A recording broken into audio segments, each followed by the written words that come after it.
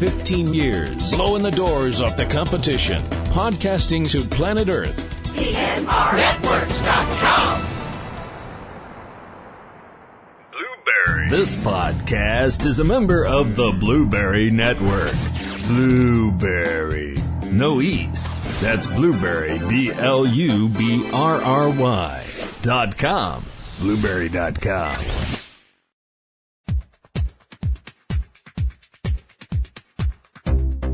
Connecting to server. Connection confirmed. Connecting to website. Connection confirmed. Adjusting lights to preset level. Adjusting sound. Adjusting volume. Recording. Real movies for real people. T.C. Kirkham and Kim Brown. Subject Cinema 2021.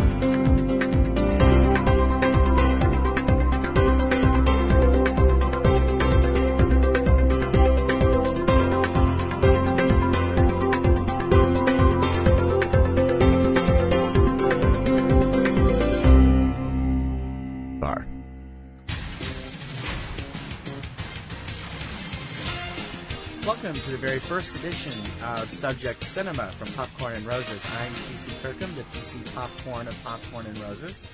And I'm Kim Brown. I'm the Rose part.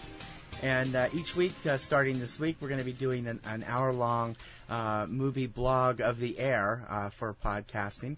Going to cover movie trends, movie news, celebrities, different types of subjects, and all kinds of stuff. And we hope that you'll be around and have fun with us. Yeah, we're going to be talking about different genres, what we like, what we don't like, what we think works, what we don't think works, and hopefully we'll be hearing from you and what you think works and what you don't think works, and whatever we say that you agree with or that you don't agree with, which I just have this odd feeling we're going to get a lot more of the latter than the former. Yeah, me too. We have very, very odd tastes in movies and in music and everything, and so we thought we'd start off our first show by giving you a chance to get to know each one of us, the two of us. We have been a couple for... You believe that was 15 years ago? That's crazy. 15 years ago, Thursday. Wow. June 10th, 2006. That is how long we have been pestering you people. That's one way to look at it, yeah. Welcome to Subject Cinema. I'm T.C. Kirkham. Hi, I'm Kim Brown. This is Subject Cinema number 654, June 13th, 2021. It is our 15th anniversary. Mm-hmm. Wow, 15 years. Yeah. It's pretty crazy to think about, yeah. It has been. I was just going through some stats today. Now, of course, we can't get complete stats on some stuff because of the way things have been done over the years, but I have some good stuff. In 15 years of us talking about movies and everything else, we have done 655 episodes of Subject Cinema, 654 numbered shows plus an A for the two parts of, I think it was the Batman or the Spider-Man show we did years ago. I think it was the Batman show. We had to break that down into parts. Plus we've done 27 specials of some sort. 15 episodes of Subject Cinema Reviews, which were compilations of our reviews. 27 episodes of Subject Cinema Microfocus. 37 episodes of Front Row 5 and 10. And 534 mini episodes of Tuesday Digidex, 3-Minute Weekend, and Digidex Stream Month. Wow. That is just Subject Cinema. In 15 years, we've also done 301 episodes of Platinum Rose's Garden. Wow. 192 episodes of Mirrorball Mayhem, 73 episodes of Ring Around the Rosie, 15 episodes of Catastrophe Vortex, 31 episodes of the 31 Days of Godzilla miniseries, 23 episodes of Avengers Endgame MCU Countdown, and 22 episodes of Captive Audience Theater, plus 2 full-length feature dramatic shows and a partridge in a pear tree. That is a lot of stuff. We have a lot of podcast stuff out there. Yes, we do. That's a pretty impressive library when you think about it. Yeah, we have been through, in those 15 years, we have gone through 2 houses, 2 desks, 3 distributors, 3 chairs, 3 amplifiers, 3 laptops, 4 PCs, and 6 external hard drives. Okay, all that stuff I didn't get. I mean, the chair part I understood, but the other stuff, I don't know how long. Well, we've lived in 2 different places. No, I know we've that, had but 2 I mean, different I don't desks. know how long. I don't know how long. Well, desks are supposed to last for a little while. Yeah. But the other stuff, the CP. 3 distributors. Towers We were and all originally that. on Libsyn. Then we went to Pod Show for many years and came back to Libsyn. Plus, Right. we're available on our YouTube channel. 3 technical amplifiers. We've had to fix those 3 times. We've had 3 different laptops and 4 different PCs. Right, but that's the computer stuff 6 that I don't get. So external hard drives. I mean, I'm like, that's crazy. yeah. Over the years of all those 600 and some episodes, now these are Libsyn stats, so I don't know how accurate they are, because Pod Show stats did not come over from Pod Show when they dumped everybody. Right. But according to Libsyn on our legacy downloads as well, we have 11 shows that have been downloaded more than 5,000 times each. Wow. And they aren't episodes I would have expected. In 11th place is Subject Cinema number 381, the 8th annual Poppies and Rosies. That was from 2013, so that would have been the year Ty Sheridan was the male one. I think so, yeah. I've forgotten who the female was. Number 10, Cityscapes Tokyo Drift, which came from Subject Cinema number 376. Subject Cinema number 367, Director's Chair, Perception and Inception, the films of Christopher Nolan. Number 8 is Subject Cinema's 6th anniversary, our top 30 family films, Subject Cinema number 355. Number 7, Subject Cinema number 385. Man, I don't like the fact that these are all so old. Number 7, February sweeps 4th, The Sleuth, the NBC mystery movie. Wow. That was high on Pod Show, Yeah, too, a lot which of blew people- my mind. A lot of people really like. Well, you know why the Nolan stuff was so high? Yeah. Is because you've got all these people downloading that so they can pick up the stuff that they missed, or they can sit there and analyze how wrong we are. Number so that, number or right. 6 That'd be downloaded nice. was 300 Subject Cinema number 369, Screen Screams on the Road, Transylvania. So that was one of your special ones. Number 5, number 7, 373, Won't You Be My Neighbor, The Legacy of Mr. Rogers. Yay. Number 4, Hero Heat 6, Lost in Time, Buck Rogers. Really? From 2012, yeah. You know what? I mean, if you go by Twitter, there are a ton of people on Twitter. Checking my Twitter every day. There are a ton of people always posting when Buck Rogers is on MeTV. Wow. So there are like a lot of people that are happy that MeTV brought back that show, because it was off the air for like a stupid Well, it was long on time. Antenna TV for a while too. Was it? Yeah. Oh, okay. Number 4, 364, Hero Heat. Oh, I just did that. Number 3, Subject Cinema 356 of Myths and Movies from 2012. Is that one of the movie myths ones we did, or was that about mythology? I'm not sure what that was. I'd have to go back and look. Number 2, Subject Cinema number 386, February Sweeps 5, The Sleuths, Perry Mason. Lots of Perry Mason fans. Well, they just brought it back, so Yeah. a lot of people out there love that Perry Mason. And way out in front, over 5,000 downloads higher than any of the other ones. Our most downloaded show on Libsyn, with 11,848 downloads, is Subject Cinema number 181, Hero Heat 3, Printing Out the Pulp, from August of 2009. No kidding. Now, our biggest on Pod Show was always the biker show, Yeah, the biker movie show. The biker movie show was very high, and the show we did about drag cinema was also very high. And we, of our more recent, these are legacy shows. Of the more recent shows, the highest rated ones tend to come from 2018. So I don't know what we were doing right in 2018, but we were doing something know. right. I still can't When you believe. think about 2018 and what was going on in the world in 2018, and then you look at what happened, what started to happen toward the end of 2019, and then 2020 when the world slammed shut. Because, We'll talk about that later. Yeah. When we first started this, we weren't sure where we were going to go with it. No. We had started a blog, Popcorn and Roses, 6 months earlier.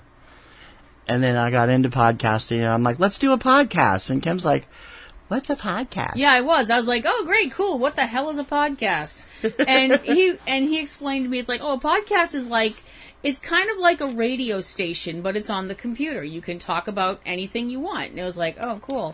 So let's do a podcast about movies. Okay, like what? Anything. We can do a podcast about anything we want. So it was like, Kim's idea to do topics. Yeah. And that's what we did at first. Well, the topics was more, I'll be perfectly honest and true confession time. The topics was more to rein me in. Because I just felt that we didn't really have time to review everything either. We both know that when I start talking about something, sometimes I will go off in a completely different tangent from what we started talking about. So the topics thing was to kind of, okay, Kim, you got to focus on this one thing right now. Yeah. You know, and I mean, I admit that I do that, you know, so. Well, we both do that. I'm going to take a second here. Can you vamp for a minute? Yeah, no, it's okay. Go ahead. I mean, movies have been an enormous part of both of our lives for, you know, a super long time. And sorry about that.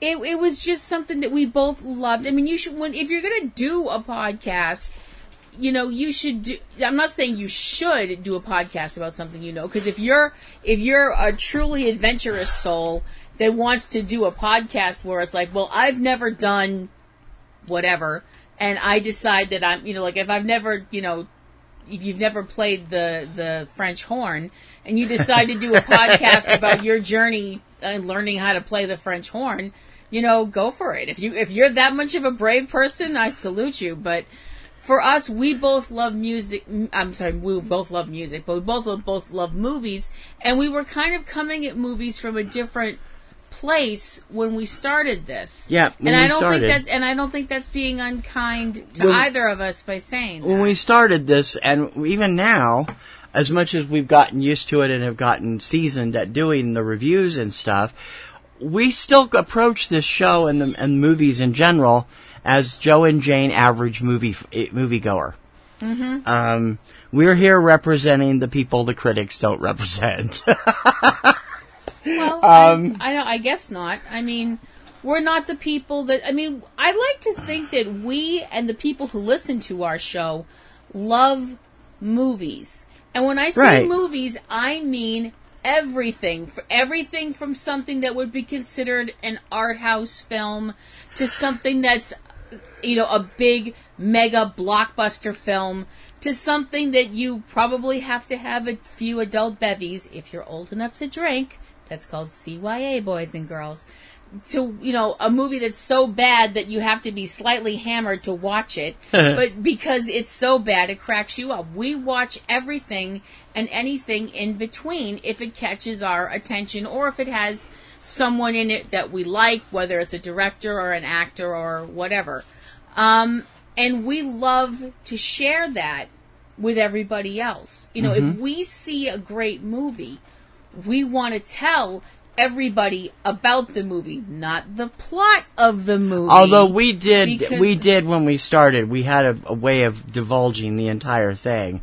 Mm-hmm. And then we got some letters from listeners saying, can you give us some spoiler alerts? Right. Because you're giving away the endings. And I'm like, okay, yeah, that's true. We need to stop doing that. Yep. So we stopped. Because we didn't even think about it. We were just excited about talking about it. We just get excited and we get carried away. I know we ruined the end of Nick and Nora's Infinite Playlist for at least 4 people. Sorry. So, I mean, that was a great movie. So, but when it comes to just films in general, if we see a great film, we want to tell people, oh gosh, this film was really great, you should see it. And if a film is really bad or, you know, whatever, we might tell somebody, hey, you know, you might want to stay away from this because it's not very good, or it's too long, or if we know somebody that has a trigger warning with the film. I mean, I know certain things I've seen that I would tell certain other people in my life that have trigger warnings about this subject, that subject, whatever. You know, I would just be like, hey, just letting you know,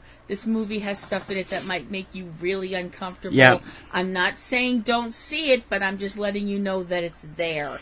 Because I care, and I don't want you to get upset and set back whatever wherever you are, psychologically speaking. Over the last 15 years, we've started a number of different features and such, which have become regular events every year, except for the pandemic, 2020. Right. The two that are most ingrained, I think, in listeners over the years are the Popcorn and Roses Subject Cinema Rising Stars Honors, which we originally gave on the 4th of July, and we started doing them Labor Day weekend a couple years ago. Yeah.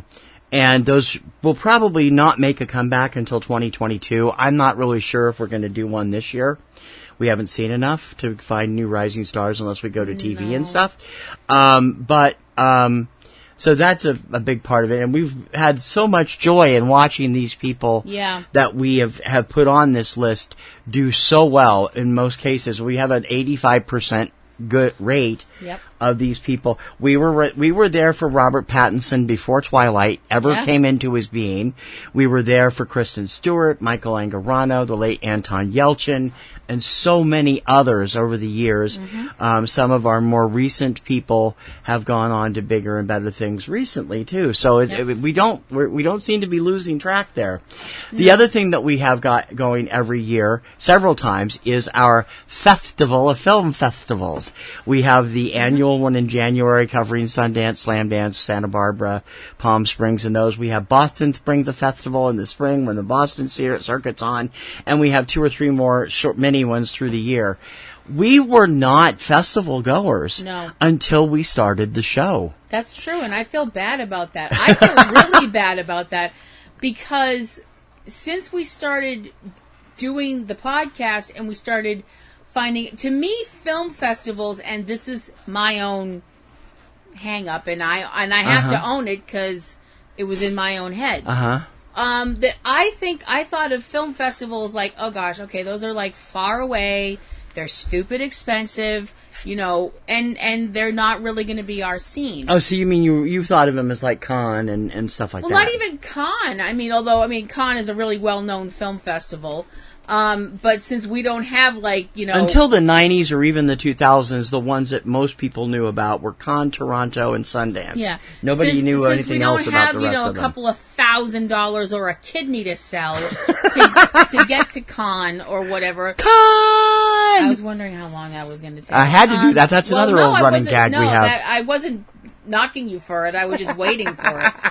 But I wasn't even thinking overseas so much as I was thinking, like, I mean, I knew there were things like Tribeca and things like that when it came to film festivals, but still, I was like, oh, those are all going to be crazy expensive. Well, Tribeca's the baby. It didn't start till after 9/11. Like Sundance and things like that. I was like, I'm never going to get to any of these things. They're too expensive. They're too pricey. They're too not me as average film goer lady. And then we found out the Boston area has 20-some festivals every year. Holy crap, there are this many film festivals in just the Boston area. That's not even including the whole state of Massachusetts, or even branching out a little bit into, you know, New Hampshire, Maine, Rhode Island, Connecticut, you know, which is New England. New York is not part of New England.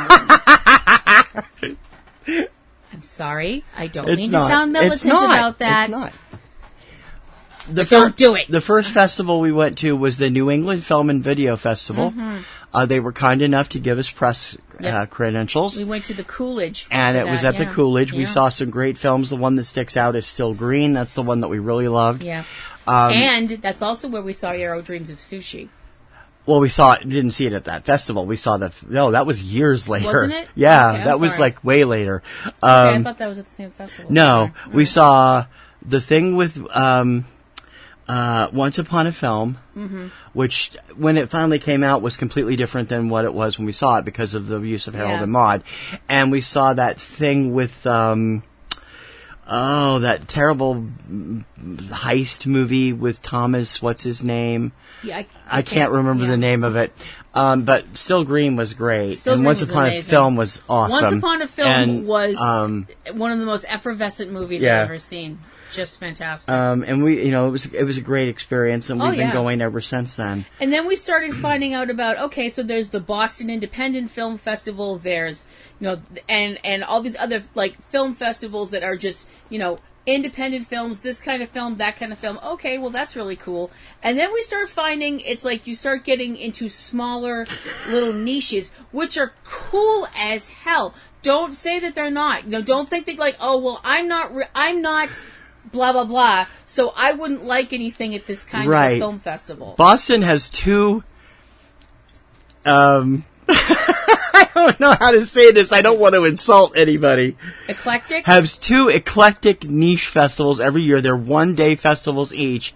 One is the Boston Bicycle Festival, film festival. Mm-hmm. All of the films include bicycles. Yep. The other one, which was brand new in 2019, and I don't know if it's going to be back, was the Boston Pancake Film Festival. I'm still like, are you serious? Mm-hmm. But we have, there's, in addition to the Boston, ironically though, only one of the big ones that has the name Boston in it is actually held in Boston. Yeah. The Independent Film Festival in Boston is in Cambridge. The Boston Underground Film Festival is in Cambridge. The Boston Film Festival is in Boston, and the Boston International Film Festival is in Boston. Underground was in Boston one year we went. Wasn't it? Was it? The first year we went, it was over at the Kendall. Kendall's Cambridge. Well, that's Cambridge. That's Cambridge. That's still crap. Yeah, you can tell somebody didn't pass geography. I thought that was right on the line. Yeah, but it's close to the line, but close. yeah. But that was at the Kendall the first year we saw it. All the other years it's been there. So the other years that it's happened, it's been at the Brattle for the most part. And wasn't it? Did we? I'm sorry, we're kind of bouncing around. Yeah, this was just a bouncy episode. The film we saw about William Castle. That one was at the Harvard Square AMC. Right. Was that part of the Underground? That was part of the Underground Film Festival yeah. that year, and it was showing at the Brattle and there and a couple other places in Cambridge. I miss that theater. I do too. It's gonna get renovated. We hope eventually. But what I mean is, just jumping back for a second, like Boston has the Boston Irish Film Festival, which also takes place usually. Actually, it's not the Boston Film Festival; it's just the Irish Film Festival, and it usually takes place at the Somerville Theater in Somerville. Now, some people out there might go, "Well, I'm not Irish. Why would I be interested in these kind of films?" You're interested. Don't do that. Like Boston has Wicked Queer, which is LGBTQ. Yeah, Wicked Queer became their new name in 2016. They were the Boston LGBT Festival before that. And some people might think, well, I don't really have any interest in films like that because I'm not gay, or whatever else, But don't do that. Don't pigeonhole yourself. We've been to we haven't made to all of the festivals yet, although we have had screeners from most of them. But I mean, some of the best stuff that we've ever seen, and some of the best stuff you've never seen, have come out of these finals. The Irish Film Festivals gave us the hilarious The Runway a few years ago that never went anywhere, even though it was a huge hit at Sundance. Yeah. And, IFFB is probably the biggest of all the festivals up here because that's the Independent Film Festival of Boston. Yep. Again, mostly at the Somerville, although the final 3 days are usually at the Coolidge, which is Brookline, also not Boston. And they bring in all the big titles from Sundance, Slamdance, and several of the other festivals, plus a few of their own. What I'm saying about, don't think, oh, well, I don't like X, so I wouldn't be interested in this film festival. Yeah. I can actually say that happened with me, on a level with the you and me level, because of the Salem Film Fest. Salem Film Fest, yep. Yeah, which is held in Salem, Massachusetts, which is one of the most awesome cities in the entire country, and I mean that. The Salem Film Fest is all documentaries, and if you know me and you know the fact that I have the attention span of your average houseplant, that usually documentaries don't light me up. They have to be about something like ducks or bunnies or penguins or something. I I'm not really a documentary person, or at least I didn't think I was. I am. I always have been. He was like, okay, we got to go to this festival. And I was like, all right. I was like, I'm going to be so bored. But You've never been bored at Salem. I have never been bored at Salem. I have been confused a few times. I have been sick a couple of times. We have been, but I have never been bored. We started going to the Salem Film Festival on a regular basis in 2014, I think. I think so, yeah. 2013. I was just hitting my big 5-0. Okay. That weekend, I was really That's kind of depressed and not having a great time. Mm-hmm. And we the live. weather wasn't cooperating. Now you got to remember, we live within driving distance of Salem. I mean, if we have a car, it's like a 20-minute trip up there, usually without traffic. We don't have a car. We don't have a car, so we make a big thing out of it. We stay at the hotel, the Salem waterfront every year, and enjoy the heck out of Salem as a city as well as the film festival. Mm-hmm. And it's become one of the best things we've ever done. And we love doing it. You have moments of incredible connection when you go to film festivals. Mm-hmm. You have moments of incredible connection when you go to movies, just in general. But when you have a special movie or a special event, just story time. Oh boy! One of the movies that we went to that was a special event, not part of I don't think it was part of Being Elmo. That wasn't part of a festival. Yeah, that was opening night at the Independent Film Festival of Boston. Okay. Yeah. So, the Independent Film Festival of Boston one year, they were running the documentary Being Elmo. And it was about the gentleman that was at the time the puppeteer of Elmo from Sesame Street. And it was also about the whole Muppet phenomenon. And it was about Muppet creator Jim Henson. And there's a part in the film where they're showing Jim Henson's memorial service. And I defy you to watch this and not cry. Because if that actually doesn't make you tear up, well up, or feel something inside, if that doesn't make you feel anything, there's something wrong with you and you should seek help. But we're sitting there and we're watching this movie, and I'm dressed super casual, jeans and t-shirt, and, just look... I mean, I didn't look like I'd just fallen out of bed, but I was No, because we came from work. Yeah, so. I was just looking, casual me, The lady next to me is a very pretty lady. Older lady, decked out to the nines in very 1% outfit. Oh, it wasn't that... she wasn't wearing a mink or anything. No, but I mean, the clothes looked like she was definitely a stockbroker or something. Yeah. Beautiful hair, beautiful outfit, beautiful shoes, perfectly coiffed, everything, not a hair out of place. I do remember when they came and sat next to us, I'm like, wow, guess who's underdressed? And they're raising my hand. And they were right next to us. They went in a couple seats, but they were close enough. They were close enough. And I'm sitting there at this point in the film, and I'm just bawling my eyes out quietly. Mm-hmm. Rare. She does that a lot. I do that a lot. I'm not a pretty crier, but I've learned how to be. See March of the Penguins. Oh, anyway. Shut up. But I've learned how to be quieter.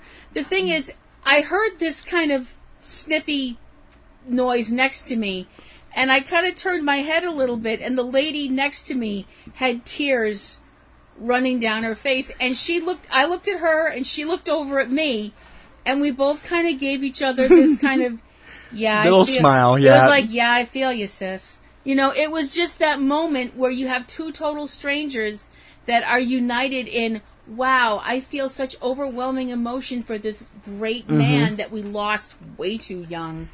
And it was just that connection that was there for a second, and it was so beautiful. Yeah, going to a festival has been the highlight, one of the highlights of doing subject cinema, because you get to experience the highs and lows with these audiences that are like you.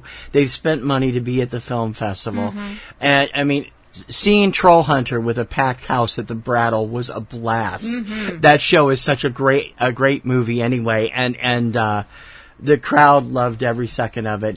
The vibe that was going through the theater at the Brattle again when we saw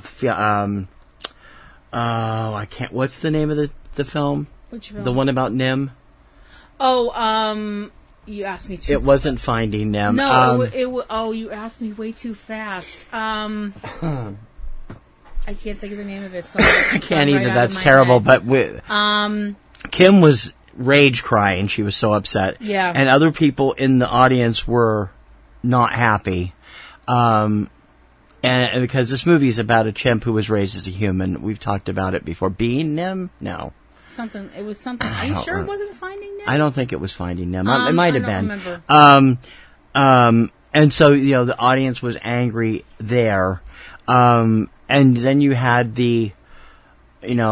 sometimes you get this astonishment when you have something really crazy you're seeing on screen at a festival. The thing that I think among those that got me the most was when we saw, what was the name of that? The church, the Fight Church, which was talking about religious groups and getting involved in MMA. Yeah. And the audience was sitting there, and it was packed. And it was a great movie, and we got great responses from it. But most people were going like, "What the what? How is this work? How did these two blend things together?" No, it doesn't. It was doesn't crazy. Make a lot of sense. A really good example of watching and feeling an audience, because I don't know about the rest of you guys, but when we go to a theater, now I can't say everybody else does this. I do it because I get bored.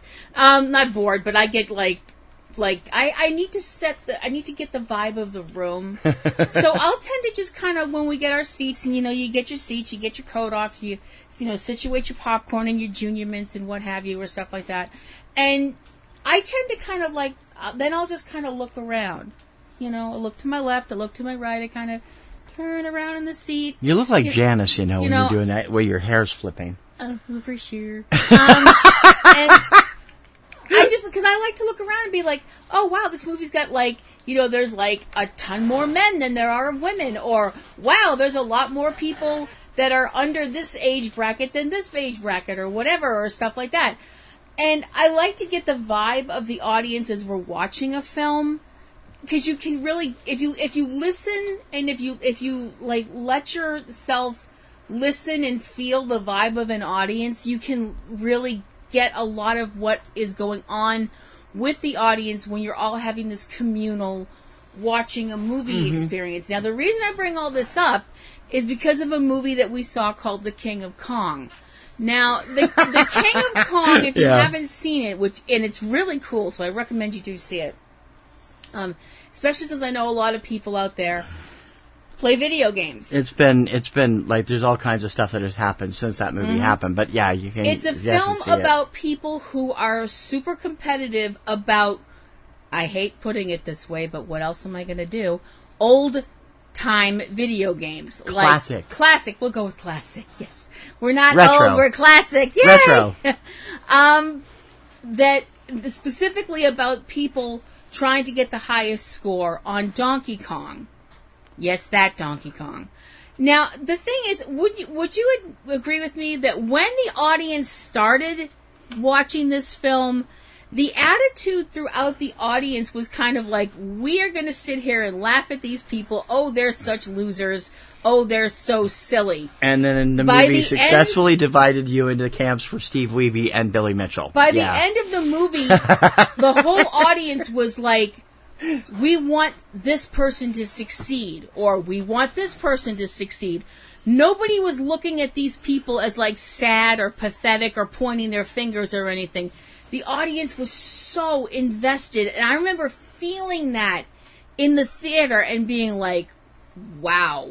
And I looked at you and I was like, do you feel that? And he was like, yeah, I feel it. The audience has helped make it. Everybody out there has their own way of seeing stuff. Mm-hmm. But when you have an audience around you and you're in a theater and the audience has the same feeling you do, it's infectious. It is. I think the best example of that came from a surprise sneak screening we went to of John Carney's 2016 masterpiece, Sing Street. Oh my gosh. Nobody knew what to expect. We knew it had done well at Sundance, and we knew that it was a musical. We did not know Ferdia Walsh-Pilo and Mark McKenna from the movie were in the audience that night. And if you haven't actually seen performed after the film. See Sing Street, because it's incredible. It was so fun. We had... Everybody was just cheering, and it was just it's that kind of movie, and it's great anyway. But if you can see that with an audience, you need to see Sing Street with an audience because it's just amazing. Yeah. Ferdia and Mark got up and did a Q&A, and they performed 2 or 3 of the songs from the movie, and they were both so much fun, and obviously enjoying their first trip to Boston, and it was a grand night. It was. And they didn't tell us any of that, just like another sneak we went to. Sometimes sneaks are the best because you get surprises, like when we saw The Place Beyond the Pines, and in walks Bradley Cooper, who was in Boston shooting American Hustle, and walks in for a Q&A. It was freaking hilarious. Yeah.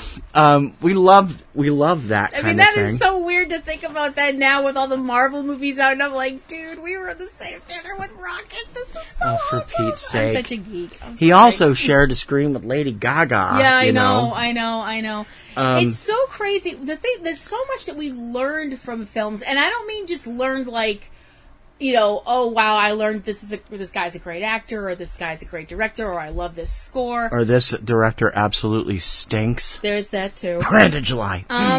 That's our opinion. Is the fact that when you actually learn something from a film, because we've seen so many films, and I mean a lot of them are documentaries, but that you find out things that are like, wow, I didn't know people in this part of the world do things this way or do this or that. I never thought about how this person lives over here, or how this person, because they don't have access to the things that I have, what they use in place of them to cook food, to do this, to do that, to the other thing. You start looking and realizing, wow, I am really friggin' sheltered. That doesn't always work out as well as you'd like. It sometimes can have a very negative effect on you. Not in a super, like, I'm scarred way. At least you might be scarred for a moment. I have an example of that. Uh-oh. We saw a great documentary. This was at Somerville, too. It was called City of Gold. It was about Jonathan Gold, the food writer for the New York, Los Angeles Times. R.I.P. He passed away a couple years ago. And he went to a lot of smaller restaurants that they had food from. They served like Ethiopian food and all kinds of food from other parts of the world and things like that. And one of the places that he went to, one of the things that they served was a dish that involved, they use ingredients and things like that, was something called hagfish. And in the part of the world where they eat this thing, they don't have a lot of access to eggs and things like that. And these creatures, they exude a slime on their skin. They exude a slime when they're agitated. And people use that material in place of eggs when they have to bake things and stuff like that. And they had a bucket with a bunch of these live, disgusting, horrible looking things in them, and they stirred them up, and it made this slime. Yeah. And I'm she's looking around for something to puke at. I have my purse. I'm like, I'm going to throw up into my purse. And he thought I was joking, but he's like, are you really serious? No, because I was nauseated too. Well, first it was like, the film is brilliant if you haven't seen it. First it was, oh, Kim, don't be so melodramatic, and then it was, are you really all right? But I would not want to erase that memory from my memory banks, because it's such a wonderful film. I learned so much.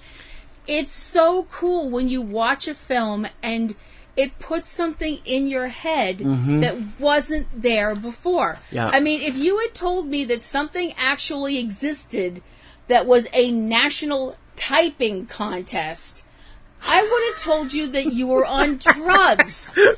But we saw this film called Populaire. It's set back post-World War II. And this still goes on, doesn't it? Yes, it does. Yeah.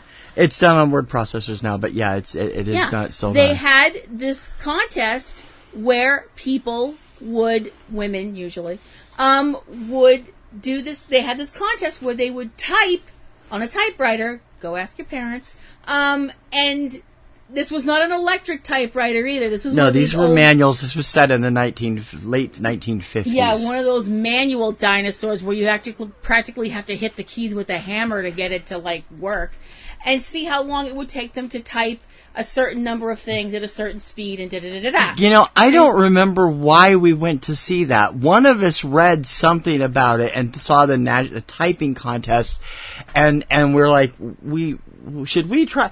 It was going to play at the Kendall. It's a French film, so it's subtitled, and Roman Duras is the star, and it's like, I don't remember why we went. We came out laughing ourselves sick, and I ended up naming it one of my top films of the year. Yeah. I utterly loved that movie. It was such a great film, for the most part.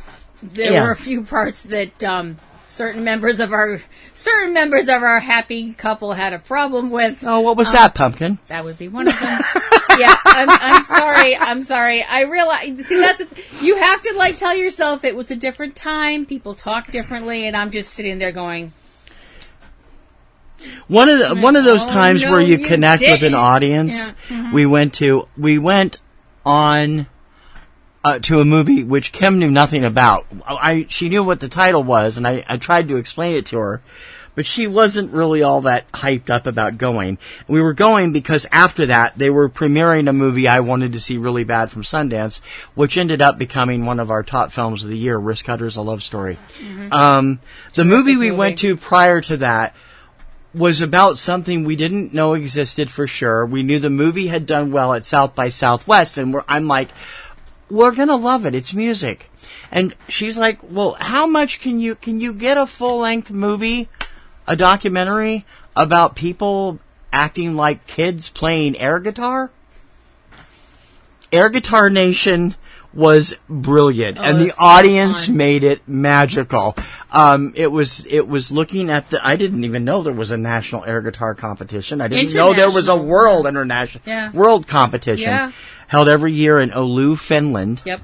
I'm like, okay. And trust me, you may have seen a lot of things, but when you see a man nude air guitar. Which happened at the World Finals, we got to point out, because it would have never happened in the U.S. I was like, it's one of those moments where your and eyes... should we say that he had an extra accoutrement to act as the neck of the guitar? We could try. Yeah. It's one of those moments where your eyes see something and it takes your brain a half a second to catch up, because your eyes go, that man is naked, and your brain goes, is that man naked? And your eyes go, yup. And it's like, I didn't really think I needed to see that, but you gotta have. Yeah. It's one of those moments you're like, wow, you have to applaud somebody's bravery and question their sanity. But then I'm like, this is an air guitar contest. Let's not talk about sanity here. That's Kim has been a very good influence on me when it comes to movies. I've mostly been a meat and potatoes movie guy most of my life, although I didn't really realize that I had been seeing some indie films here and there without realizing it, like going as far back as the 1980s when Koyaanisqatsi aired on PBS and became one of my favorite films. Right. But after we started into doing the show, we started I started paying attention to, or actually, it was before we did the show, but after we started the blog, I started paying attention more to the film festival circuit and stuff like that, and I found films I wanted to see, and now I think we see more indies than big blockbusters over the years. I think it kind of depends on the year. It does, yeah. It just kind of depends on what's coming out that year and what you need. I mean, we've seen some great little gems that no one's ever heard of. We've seen some little turds that everyone should avoid. Yeah. And we've seen a lot in between. We've seen a lot in theaters. We've also had the fortunate circumstance to connect with some of the studios, distributors, publicists and such that have provided us screeners from various festivals and various film releases and allowed us to watch them when they're not in the Boston area sometime. Yeah. And it's been a ride and a half. It really has. And it's been on a personal level, you guys have been with us through some really fun times. We've all cheered when really good things have happened. You guys have been there with us when things have been really not good. You guys have been there when I've been ill, when TC's been ill, when we have lost people in our lives that were important to us. And we've also tried to be together for each other when we have lost things as a group consciousness, when we've had things happen that were so painful that we as a nation or as a planet had to come together and say, we have to hold on to each other. When the Boston Marathon bombings happened, we were literally recording the show when it was going on. Yeah. And we had people writing to us and emailing us saying, we just saw this. Are you okay? Are you safe?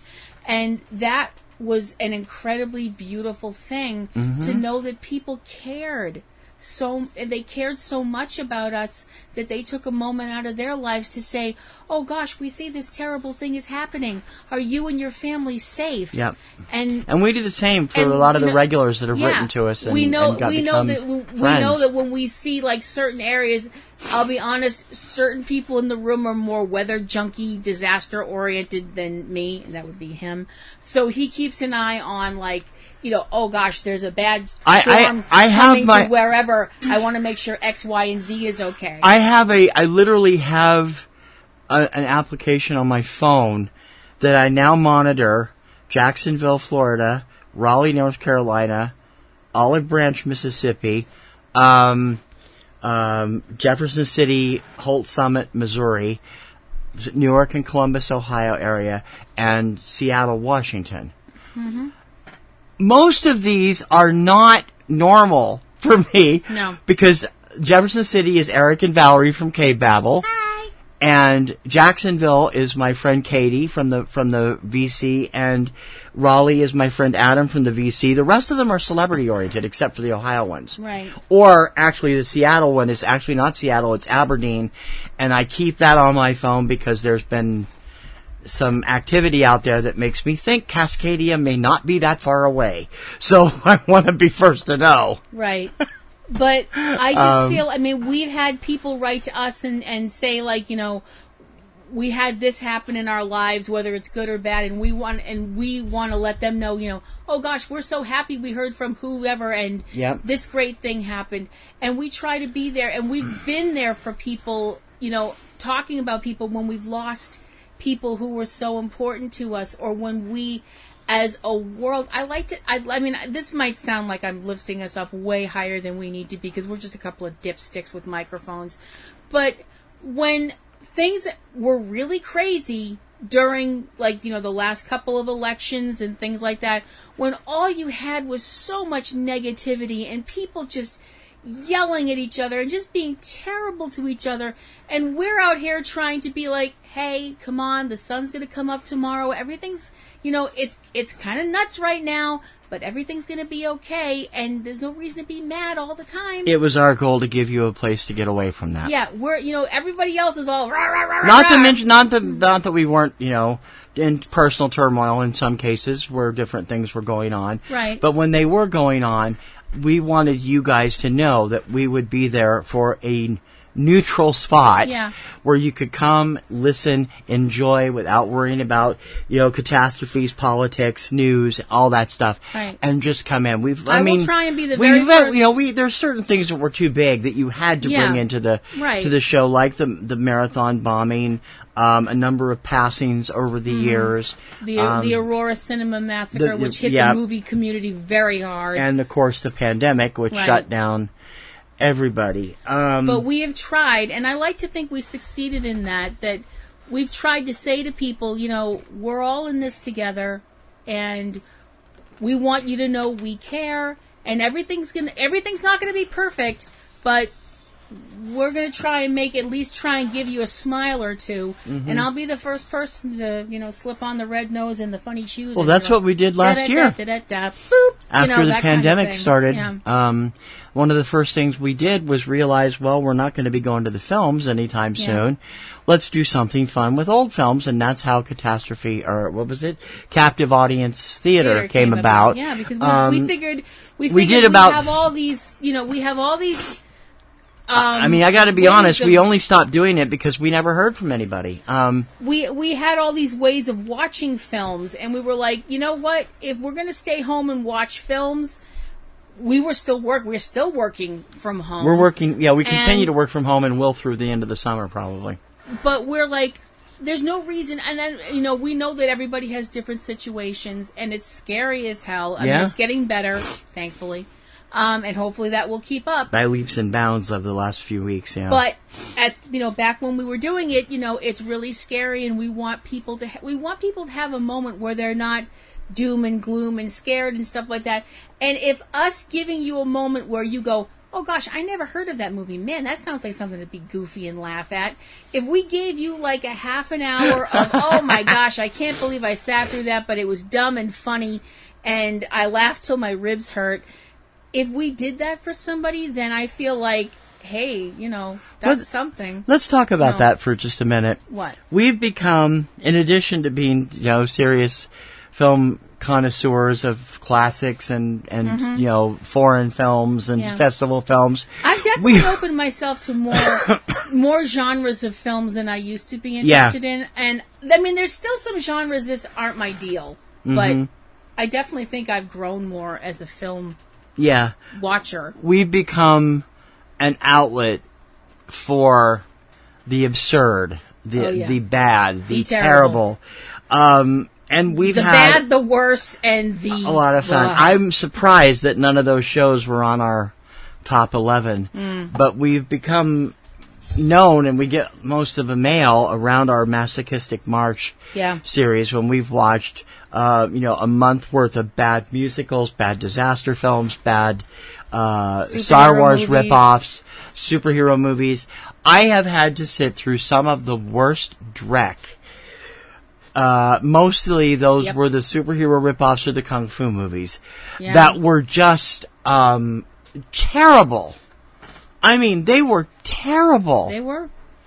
I'm not going to deny it. And she tried to make me sit through one of them again yesterday, and my answer was no. Okay, that's fine. I am not sitting through Two Swords, Two Sorcerers / Deadly Duo ever again, if I can avoid it. We've seen worse. Yeah, I know we have.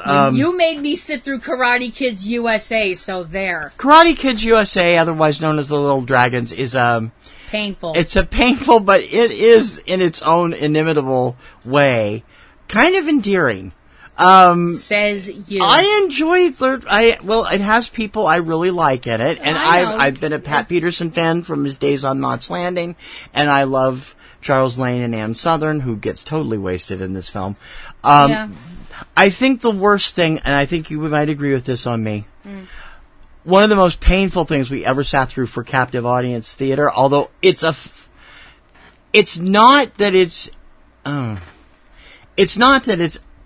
not entertaining, it's just so bad the entertainment comes from how bad it is. Okay. It's a science fiction film called The Day Time Ended. Terribly edited, terribly written. Thankfully, somebody solid in Jim Davis leading the cast. Yeah. It was when, I think he made that between seasons 1 and 2 of Dallas. Why? I don't know. But it was, he wasn't much longer for this world after that. He passed away a couple years later. But he has a track record of really terrible science fiction movies. We found out later, it started with a movie called Monster from Green Hell, which we'd seen at the theater, part of their B-movie thing. B-movie summer one year. Oh. And then you got the terrible superhero films. That never one make me bad. sit through Three Devadam again, please. Oh boy, yeah, that ever. No, the Day Time Ended is a bad movie, but I'm sorry, it's not as bad as Monster A Go-Go. That movie hurt. Monster a Go-Go is... The end of that movie is just... Makes no sense. Oh my gosh, the end of that. If I had been in a theater and paid for that, I would have been like, I want my money back. I want money for a therapist. Because this movie broke something in my brain. Creeping Terror is terrible, too. The Creeping Terror is an awful film. There's a great... and the documentary about it's not really a documentary. It's a docudrama because it has documentary elements, but it also has reenactments. Mm-hmm. A movie called The Creep Behind the Camera. Yeah. Which you definitely, if you've seen The Creeping Terror, you should see The Creep Behind the Camera. Yeah, The Creep Behind the Camera was an incredible film. That one came courtesy of the Cape Ann Newburyport documentary film festival a few years ago. Incredible in the way of I wanted to jump into a scalding hot shower and scrub myself bloody clutching a bottle of vodka kind of thing. But I think, I mean, like we captive audience theater, we sat through some pretty bad stuff. Yeah. But even worse, I think, than even actually worse than Monster a Go-Go was Orgy of the Dead. Because, oh my gosh, that one was just whoa. Orgy of the Dead is it's indescribable. Yeah. It's Criswell, which if you know that name, you know right there to stay away from the film. A nudie cutie written by Ed Wood. That Criswell starred in. Ed Wood did not direct it, though. No. He just wrote it. He wrote it. It is based on a book that he wrote. Eek. That movie is horrible. It is horrible. Criswell is so campy. It is about as sexually exciting as a cold water douche, and it is just painfully bad. But fun. It is. I mean, so, we've had a lot of great times this last 15 years. A lot of it has been... We've done a lot of amazing things. We've done a lot of movie stuff that we never figured we'd do. Mm-hmm. I know. I never figured I'd go to a theater to see an NC-17 film. But that was a blast. If you've never seen Killer Joe, please watch the NC-17 and not the PG, not the R-rated version. Yeah. I mean, I think one of the big things was we've gotten to more theaters. Mm-hmm. Of course, some of those theaters have now closed. A lot of them have closed. Harvard Square is closed. The Carasota's closed after the pandemic. The ArcLight's not coming back after the pandemic. Showcase Cinema Revere, as we told you last week, is gone. So we're going to be reevaluating where we're going to be going, and hopefully other people will step in. Yeah. Because people are going back to the cinema, and they're going back in droves. People were worried. Of course, throughout 2020, Warner Brothers will continue to issue stuff day and date on HBO Max. Mm-hmm. Disney Plus will continue to release stuff as Disney Premiere on the Disney Plus network, which is $30 extra. Which we refuse to pay. Mm. We pay for Disney Plus. We shouldn't have to pay an extra $30. Nope. And there's tons of streaming options out there. You've got HBO Max. You've got Paramount Plus, Disney Plus, Peacock. Y'all, I can't. The name of your network. I can't fault Peacock anymore. I can. But I can't do it as loudly because they are the new American home of Eurovision. I can't slam on them as much. They're also the home of the new home of the WWE network. Mm. Not that we watch that anymore. And when they come out with an all-female version of Peacock, they can call it Oh yes, Mr. Carlin, go right ahead. Peahen. Yeah. Well, you won't let me say peak. No, I won't. There's plenty of streaming options. Yeah. If you have a Roku, you can find all kinds of channels that have, mystery films. Of course, a lot of them have old-timey stuff. Terrible commercial breaks in them, but it can be done. It can be done. And there'll be more. There's more streaming things that are planned on the horizon. Mm-hmm. Things have changed a lot in the 15 years we've been doing this show. Yeah. Things are going to change a lot more. I mean, 15 years ago, YouTube was just a year old. Yeah. Now YouTube is the most consumed online service ever. Yeah. And, it's a place where we have multiple shows on PNR Networks and on TKR Video Central. Yeah. We have a lot of interesting stuff coming up, and we're going to talk about that in a couple of weeks. We have some new stuff planned for the future. We have some great stuff coming that will celebrate the past. We're going to make our return to the theaters probably in the fall or winter, and we're definitely going to catch some of the more recent releases that are out. We'll be able to watch some of the Warner Brothers stuff for free, and I won't pay $30 for Black Widow, Disney. Okay? You may have to wait for that money. But we'll be doing more and more as we go along.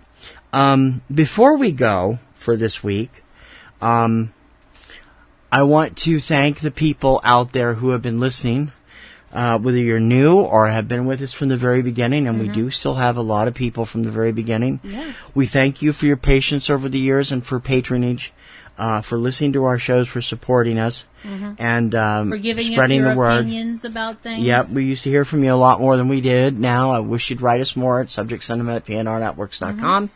We want to thank the people that have been involved with this personally. Eric and Valerie Lyon from Cavebabble, and their daughters, Courtney and Amber, who have also participated from time to time in our dramatic stuff, along with Anthony Lamberti from originally from Aunt B's Nerd Grotto. He does stuff for Subject Cinema every now and then, and also his friend, colleague, Matthew McCallum, who also participated in the stuff. We didn't really hear much about our dramatic presentations, but we've had quite a few listens to both of them. Manhattan Hammerdown and War of the Worlds, and I'm really glad we're going to be... I still have a third one planned eventually, probably next year. It's probably not going to be what we originally planned because it had to do with a crazy computer and a pandemic, and I don't really think we're going to do that. We're not we're not jumping on the we're going to do stuff about pandemic ripped from the headlines lockdown stuff. That. We're not doing it. We're not going away. We have a big future ahead. Now, we are going to take next Sunday off. It's Father's Day. We don't want to interrupt your father stuff. We don't care about Father's Day, the two of us. No. But because, we have our own situations. But you guys probably do, and we don't want to interrupt that. So we'll be back in 2 weeks. And to anybody out there who is a dad, Happy Father's Day ahead of time. We'll be back in 2 weeks to talk about the future of Subject Cinema and PNR Networks, what we have planned, how we're going to be launching it, where it's going to start, hopefully, and it all depends on my getting this damn office finished in the next week or two. It's been only half done for about a year, and I need to get it together so we can get all these other stuff done, because I have a bunch of stuff I want to do connected to our show as well as to my video show for Rec Music. And you have to get back to doing your Bring Around the Rosie eventually, and whether or not make a decision firmly on whether you're going to do Platinum Rose's Garden anymore. So we'll get to those eventually. And as always, if you want to get in touch with us, you can write to us at Subject Cinema at PNRNetworks.com. She is at Platinum Rose L at Twitter. Yep. And I am eCinemaOne, and TKR online on Twitter. And I hope that you will continue to go. And if you want to reach us, send us a letter or whatever, talk about a movie you've seen, I'm also PlatinumRoselle at yahoo.com. And you can write to me at subjectcinema@PNRNetworks.com. That comes to my regular box. We thank you for being with us for 15 years, and we hope you'll be with us for 15 more, plus that and beyond. To infinity and beyond! That sounds really familiar. I know.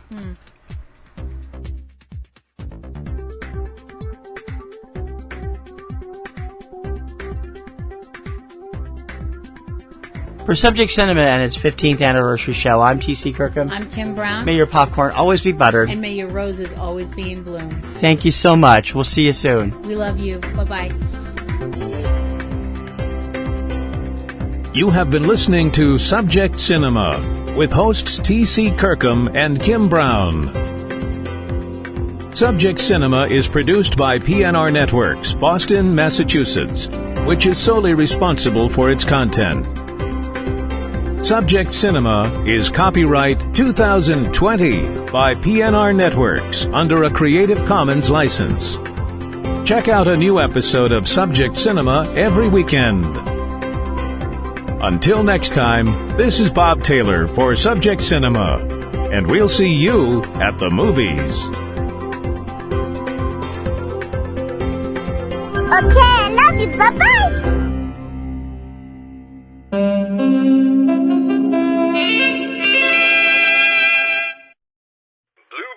This podcast is a member of the Blueberry Network.